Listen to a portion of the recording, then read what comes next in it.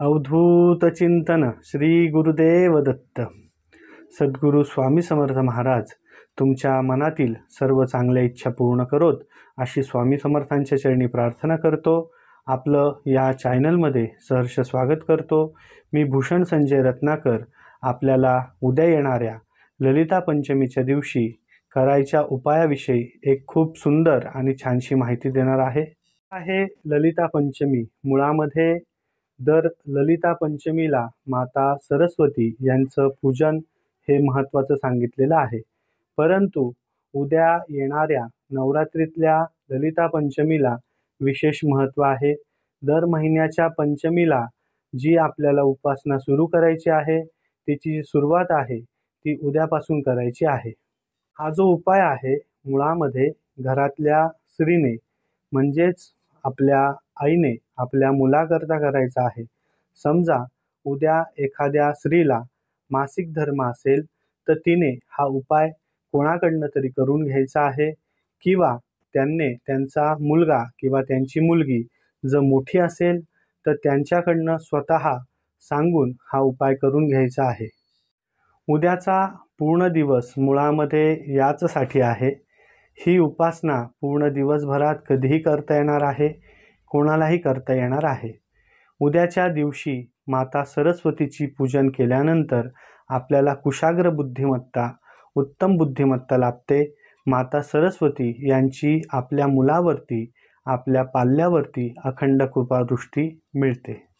आपल्याला सद्बुद्धी प्राप्त व्हावी, उत्तम बुद्धी प्राप्त व्हावी याकरिता आपल्याला सरस्वतीची मातेची पूजा करायची आहे.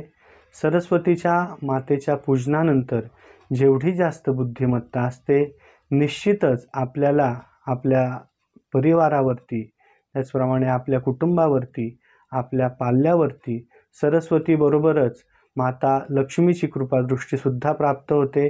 जेवढी जास्त बुद्धिमत्ता असते तेवढी लक्ष्मीसुद्धा आपल्याला मिळते.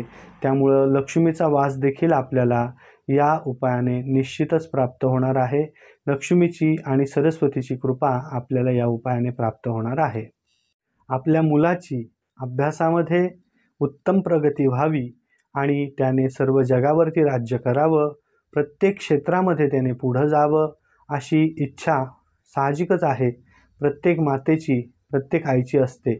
त्यामुळं कुशाग्र बुद्धिमत्ता मिळावी, प्रत्येक क्षेत्रामध्ये त्याने एक नंबर यावं असं ज्या आईला वाटते त्यांनी हा उपाय करायचा आहे. ज्यांचं मूल किमान 1 वर्षापेक्षा जास्त आहे किंवा मोठा आहे, 1 वर्षापेक्षा मोठा आहे, त्या प्रत्येक मातेने हा उपाय आपल्या मुलाकडनं करून घ्यायचा आहे किंवा स्वतः त्यांनी आपल्या मुलाकरता हा उपाय करायचा आहे. उद्या आपल्याला आपल्या घटासमोर, आपण जो घट स्थापन केलेला आहे नवरात्रीचा, त्याच्यासमोर बसायचं आहे. सरस्वती मातेचं स्मरण करायचं आहे. त्यानंतर एक मधाची बाटली आपल्या शेजारी जवळ घेऊन ठेवायची आहे. त्याचप्रमाणे एक दर्भ, आपल्याला एक काडी दर्भ लागणार आहे.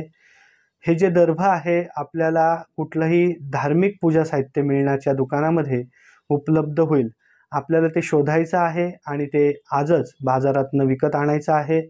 ज्यांच्याकडे दर्भ नाही किंवा ज्यांच्याकडे घरामध्ये सोन्याची एक छोटीशी तार आहे किंवा एक चांदीची तार आहे त्यांनी त्याचाही वापर करावा. परंतु दर्भाचा वापर करणं जास्त चांगलं आणि सोपं होईल. कुठलंही पैशाचंही त्याच्याने आपल्याला गुंतवावे लागणार नाही किंवा कुठलेही पैसे त्याच्याकरता जास्तीचे वापरावे लागणार नाही. त्यामुळं दर्भ आपल्याला सहज आणि कमी किमतीमध्ये उपलब्ध होईल. तर हे जे दर्भ आहे ते घेऊन आपल्याला आपल्या बाळाला आपल्या शेजारी घेऊन बसायचं आहे. ते जे दर्भ आहे ते दर्भ आपल्याला त्या मधाच्या बाटलीमध्ये मागचं जे टोक आहे त्याचं ते किंचितसं त्याच्यावरती बुडवायचं आहे. बाळाला किंवा आपल्या मुलाला, आपल्या मुलीला थोडीशी जीभ बाहेर काढायला लावायची आहे आणि त्याची जीभ बाहेर काढल्यानंतर त्याच्यावरती श्री सरस्वती मातेचा जो बीज मंत्र आहे एम, ए अक्षर जे आहे, इंग्रजीमधला एम नाही तर हा मराठीतला एम, मी तो लिहून दाखवतो.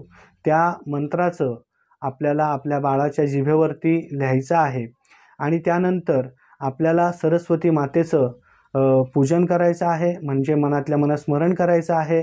आपल्या मुलावरती अखंड सरस्वती मातेची कृपा लाभावी, तिची कृपा आपल्या परिवारावरती लाभावी, आपल्या मुलावरती लाभावी अशी इच्छा प्रार्थना व्यक्त करायची आहे. त्यानंतर प्रज्ञावर्धन जे स्तोत्र आहे, प्रज्ञा म्हणजे बुद्धी, वर्धन म्हणजे वाढणे, या मंत्राचा देखील आपण 11 वेळा पाठ करायचा आहे. त्याचप्रमाणे सरस्वती मातेचा जो मंत्र आहे, तो मंत्रसुद्धा मी तुम्हाला डिस्क्रिप्शनमध्ये देखील देणार आहे.